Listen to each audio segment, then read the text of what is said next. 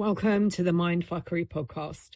This week, I'm speaking to the root of embodiment. Welcome to the Mindfuckery Podcast. I'm your host, Elizabeth, a trauma healer, author, and founder of the Inner Healing Sanctuary.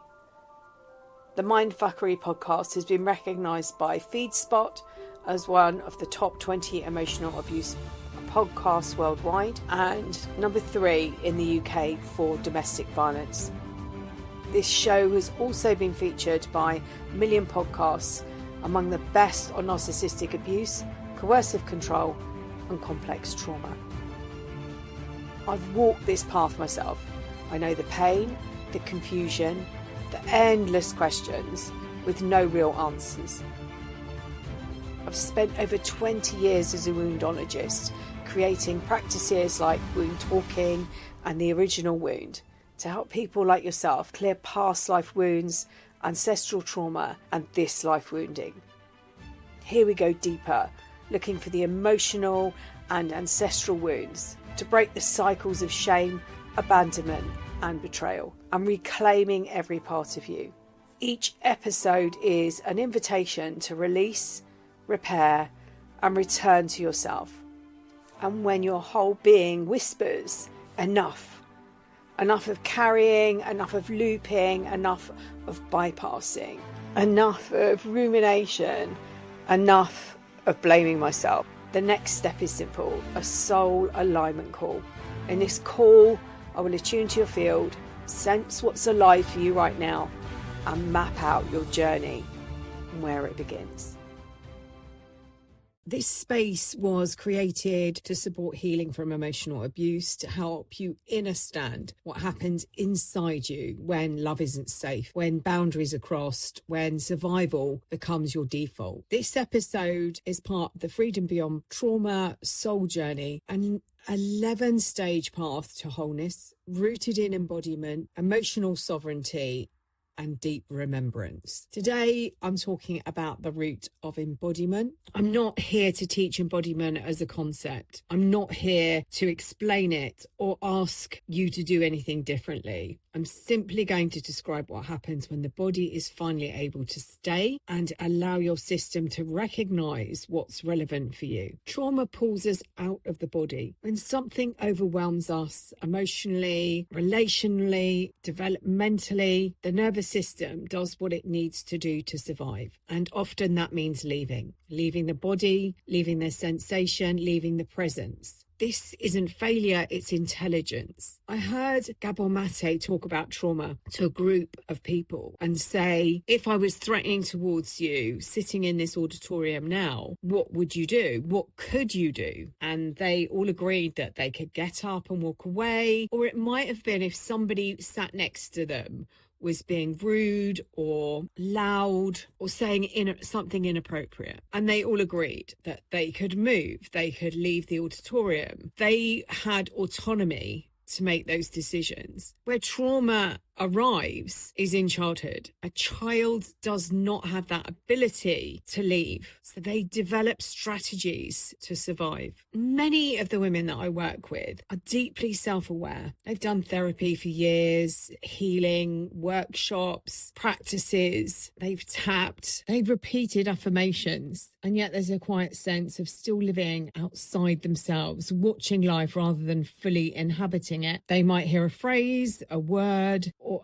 experience the feeling and they go into survival. And this isn't because they haven't done the work. It's because healing cannot happen if the body doesn't feel safe. Embodiment isn't a technique. It's a feeling. It's a vibration. It's a state of belonging where you no longer have to brace, where the breath softens without instruction, where the nervous system settles just enough to listen instead of react. And for many, embodiment feels unfamiliar at first. It might be boring or uncomfortable, perhaps quietly emotional without knowing why. And if that's you, nothing has gone wrong. It simply means your body is checking, am I safe? Embodiment is a lived experience. It's not just a spiritual idea. It's when the body is no longer something you manage, override or escape from. It becomes a place you inhabit safely. Trapped in a trauma loop, the mind goes into rumination. The root root of embodiment is allowing yourself into your body to feel, where we break the cycles. In spiritual terms, embodiment means allowing your truth to live through your body, not above it. It's when intuition isn't something you access occasionally, it becomes something you live from. And this is what it means to come home to yourself.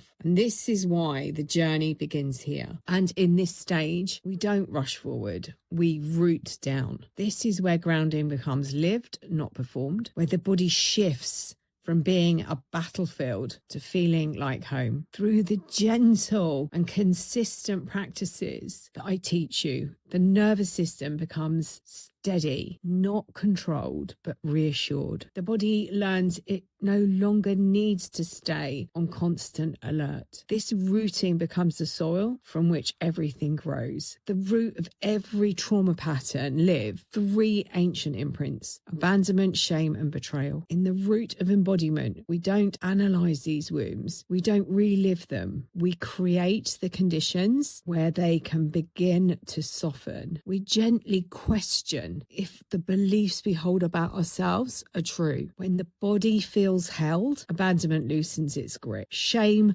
stops defining identity. Betrayal no longer hijacks perception. This isn't cognitive work, it's somatic remembering. So when embodiment is rushed or skipped, we often find ourselves looping. Breakthroughs don't last. The emotional burnout, a sense of going backwards, but despite doing everything right. Remember the elastic band? If we pull it too tightly, too quickly, it snaps back. It isn't failure, it's information. The body is asking to be met before it can change. When embodiment begins to return, the changes are often subtle. Reactions soften into responses. Boundaries feel clearer without effort. Decisions slow down and deepen. And this isn't because life becomes easy. It's because your system no longer has to survive every single moment. You begin to live from your body instead of managing it. It was something that I realized part of the way through my journey. I thought I was doing okay, but every time I really received a letter or some form of correspondence, I went into rumination. I spiraled out. I was in my head. I felt dizzy. I couldn't concentrate. I thought I was going to pass out on occasions. I couldn't breathe. The shame and betrayal that I felt, not just about what happened, but about the abandonment and the betrayal of myself. And I just happened to be teaching at the time, and I was sharing grounding techniques, breathing techniques. What I found during that time was I was more calmer and able to deal with things. And when I did spiral into rumination,